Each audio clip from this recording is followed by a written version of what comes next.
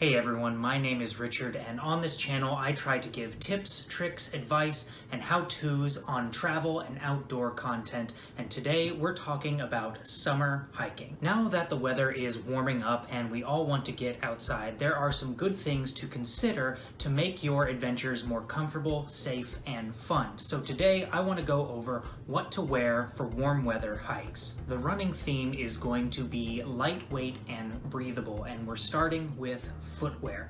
Contrary to what some people might believe, you don't need heavy hiking boots for year-round wear, but what works great in the summer are either trail runners or breathable hiking shoes. Generally, the breathability of a shoe is going to be more important than waterproof on warm weather hikes. And if you're worried about your feet getting wet, keep in mind that breathable shoes are designed to allow vapor and heat out of the shoe, which means if they get wet, they will dry more quickly, and much more quickly than a pair of waterproof shoes. Plus, most trail runners and non-waterproof hiking shoes are built with mud guards and other protective materials to help keep the worst of it out. The other option is hiking sandals. Obviously, these are the most breathable option, and you don't have to worry about them getting wet because you can walk in and out of water without it affecting the shoe or your comfort in them. Just keep in mind that if you do get them muddy, you're going to have to hose your feet or your sandals off when you're done with the hike. The next thing to think about are hiking socks. Again, you don't have to have the big, thick, heavyweight hiking socks, but a thin, lightly padded hiking sock will do just fine. Thicker hiking socks are designed for stiffer hiking footwear to prevent blisters. So if you're using lightweight trail shoes or hiking shoes, there's really no need for something that thick and heavy. I would of course recommend going with a merino wool sock. This will be moisture wicking, breathable, and it'll help prevent odors because they're naturally antimicrobial. You can find these types of socks from brands such as Smartwool, Darn Tough, Fits, and many more. What you want to look for in clothing are the materials they're made out of. You want to make sure you're going with a nylon poly blend,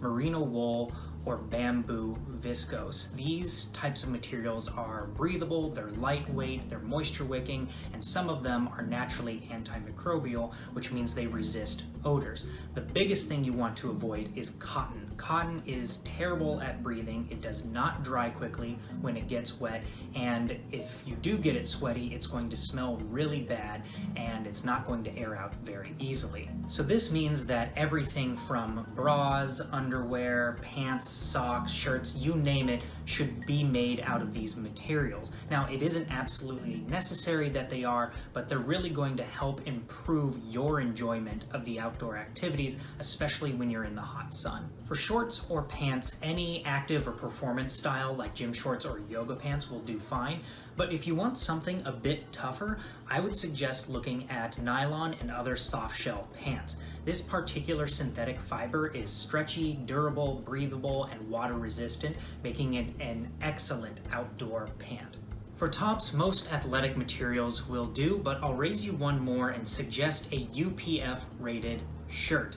Most companies have come out with material blends that have anywhere from 30 all the way up to 50 UPF ratings. These essentially act as sunscreen, and they protect you from both UVA and UVB rays. The best options are, of course, long sleeve items like button-up shirts or sun hoodies. You can always go with a t-shirt or a tank top, but the point here is coverage.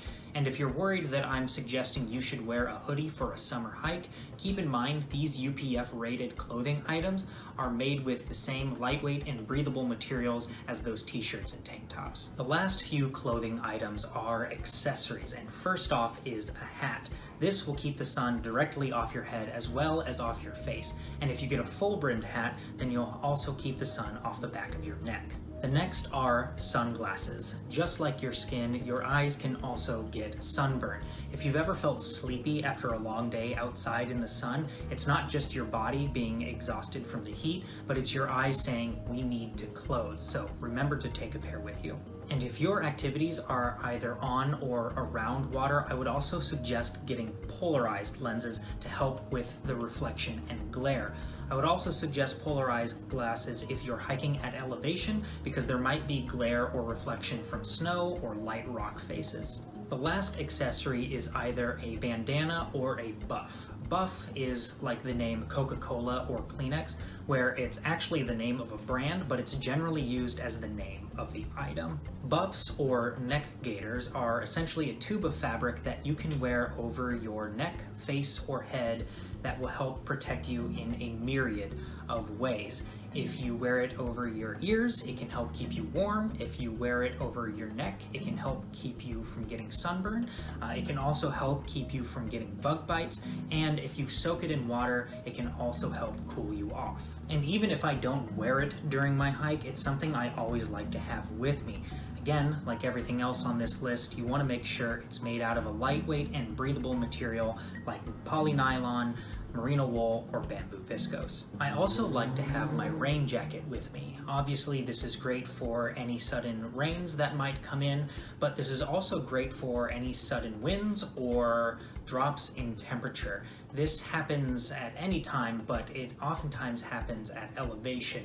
You'll be hiking along on a ridgeline or on a mountain peak, and all of a sudden the winds come in, the exposure sets in, and you'll be really wanting that extra shell. This isn't something I'll wear when we begin the hike, but it's something I like to take as an extra precaution. And this leads me to suggest, if not a rain jacket, at least some kind of layer.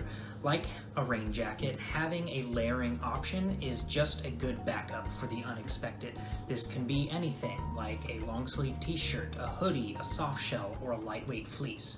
And those are my suggestions on what to wear for summer hikes. Honestly, this list isn't that much different for cooler temperature hikes. Those just include a few more layers and, of course, accessories. But if you have any questions about the items that I covered, if you want more suggestions for brands or materials, or if you have suggestions yourself, just leave them in the comments below and I'll try to get to them as best I can. I want to thank you again for watching today's episode. If you enjoyed it, please give it a like, and if you find this content useful, please consider subscribing. And as always, I want to wish you all the best on your next adventure.